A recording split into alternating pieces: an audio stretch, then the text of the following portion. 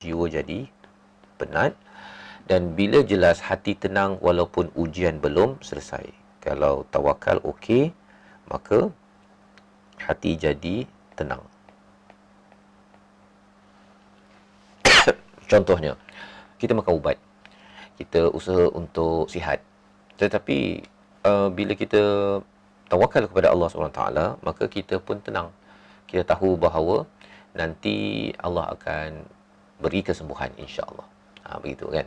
Tak adalah kita rasa, oh ya Allah, mengapalah tak bagi aku sihat, aku dah makan ubat. Dia jadi lebih tenang.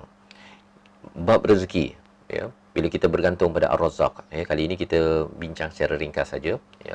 Tapi Allah itu maksudnya segala-galanya bertindak pada setiap masa. Kehidupan kita ini, ya, adalah diatur di bawah oleh Allah Subhanahu Wa Taala. Kita tahu perkara tersebut, tetapi maksudnya kembali balik kepada konsepnya ialah kehidupan kita kena taat, redha pada ketentuan, dan kalau doa, terus berdoa mohon dibantu, kita nakkan ia dijawab, tapi jawapan Allah itu tertakluk kepada Allah yang menentukannya, bukan kita, ya.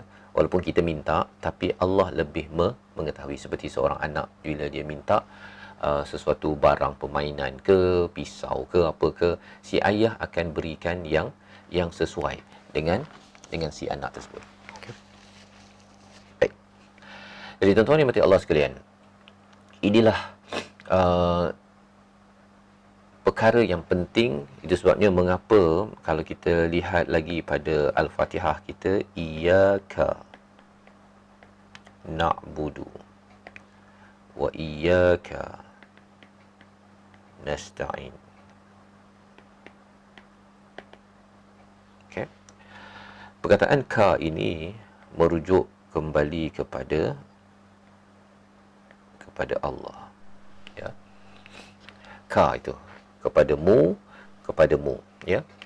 Jadi mengapa penting? Kerana ini ada kaitan dengan niat. Niat kita untuk beribadah hanya padamu, ya. Niat kita ataupun harapan kita untuk diberi bantuan adalah daripadamu, hanya satu-satunya, ya. Niat yang bila ka ini adalah singular, maksudnya ini merujuk kepada tauhid pada Allah Subhanahu Wa Taala. Tauhid pada Allah Subhanahu Wa Taala. Apa kesan bila kita beribadah hanya pada Allah? Kita akan merendah diri kepada Allah, kita akan makin redha kepada Allah, kita redha ketentuan yang Allah berikan dan akan ikut peraturan yang Allah tentukan dalam hidup kita, ya.